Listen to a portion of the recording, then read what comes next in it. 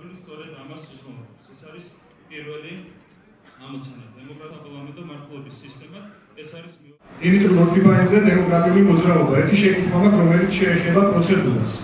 გვაინტერესებს რეგლამენტი, მიეცემა თუ არა გამომსვლელს დროის გარკვეული გასცად განსაზღვრული ვადა იმისთვის, რომ ჩამოაყალიბოს თავისი პოზიცია, ეკნება თუ არა შესაძლებლობა დაზუსტებისთვის და რაც ყველაზე მთავარია, როგორ უნდა მოხდეს საყოველთაო სახალხო აზრის ფორმირების შედეგად საბოლოო ასე ვთქვათ შედეგის დაუქმება.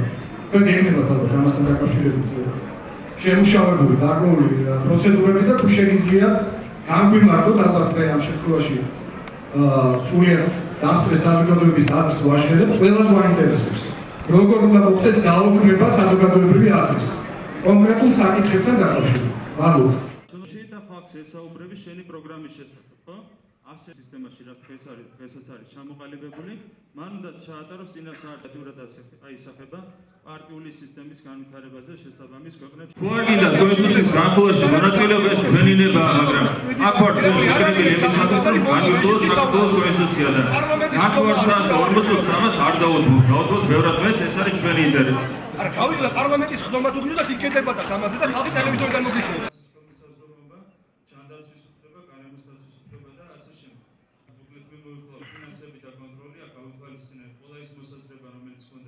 ძალიან სამწუხაროა, მაგრამ უნდა ვთქვათ ღიად, რომ ის ბჭყალებში საუკეთესო ტრადიციები, რომელიც დანერგა ნაციონალურ მოძრაობამ, ეგრეთ წოდებული საყოველთაო სახალხო განხილვებთან დაკავშირებით, გრძელდება ძალიან წარმატებით ქართული ოცნების მხრიდანაც.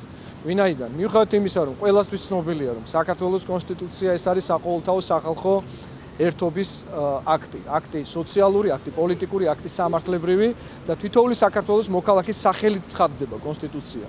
ამ დროს ის უმნიშვნელოვანესი საკითხები, რომელიც საარჩევნო სისტემების ცვლილებას შეეხება, პრეზიდენტის ინსტიტუტის არჩევითობის საკითხს, მისი ასე ვთქვათ, უფლებამოსილების განსაზღვრის საკითხს, საკონსტიტუციო კონტროლის სასამართლო ორგანოს როლის მნიშვნელობას, რაც აბსოლუტურად უარყოფილია წარმოდგენილ საკონსტიტუციო ცვლილებებში და ასევე მიწაზე საკუთრების უფლების რეგულირების იმ ფორმას, რომელიც ჩვენ დემოკრატიულმა მოძრაობამ მივაწოდეთ კომისიას და რომელიც თითქოს მოწონებული იყო, მაგრამ საბოლოო ჯამში ვერ გაბედეს მათ, რომ პოლიტიკური ნებით გამოეხატათ ის და აესახათ კონსტიტუციაში, რა თქმა უნდა, ქმნის შთაბეჭდილებას, რომ ეს ყველაფერი არის დადგმული სპექტაკლი, ვინაიდან ასეთი სპექტაკლის დაუქმება ძალიან ადვილია ნებისმიერი ხელისუფლებისთვის თავისთვის სასარგებლო პირობების გათვალისწინებით. თქვენ საუბრობთ, რომ იყო აქ მოყვანილი ქართული ოცნების პოლიტიკური აქტები და დარბაზშიც კი გამოჩნდა ეს ყველაფერი.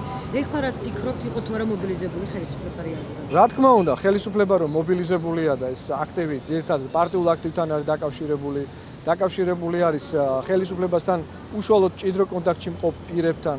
ეს ყველაფერი გამოიხატა კიდევ დღევანდელ დარბაზში, მე არ მინდა ვინმე შეურაცხყოფა მივაყენო, უბრალოდ მათ კიდევ ერთხელ მინდა გავახსენო.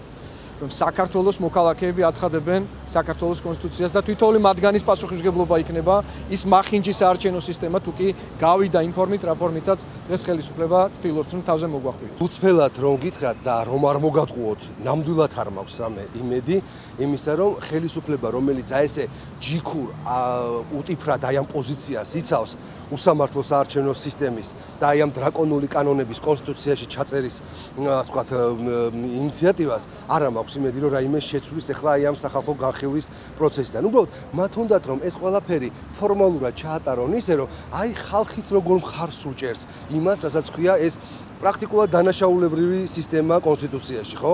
და კონსტიტუციური ცვლილებები ძალიან ბევრი. მაგრამ ამის საშუალებას არ მივცემთ. არ მივცემთ იმის საშუალებას, რომ მხოლოდ ხელისუფლების მიერ მოყვანილი ადამიანებით გაიправონ, რომ ეს ყველაფერი როგორი კარგი კონსტიტუცია აქვს და ხალხი როგორ ტაშს უკრავს. მთელი ქვეყნისათვის მიუღებელი არის ის, რომ პრეზიდენტის პირდაპირ წესით არჩევა უნდა გავაუქმოთ და ხალხს წავართვათ ამის უფლება. მთელი ქვეყნისთვის მიუღებელია, რომ გადაუნაწილებელი მანდატები ერთმა პარტიამ უნდა წაიღოს. მთელი ქვეყნისათვის მიუღებელია უამრავი ის სისტემური ცვლილებები, რომელიც კი არ აუმჯობესებს, არამედ აუარესებს ჩვენს ქვეყანაში არსებულ სიტუაციას.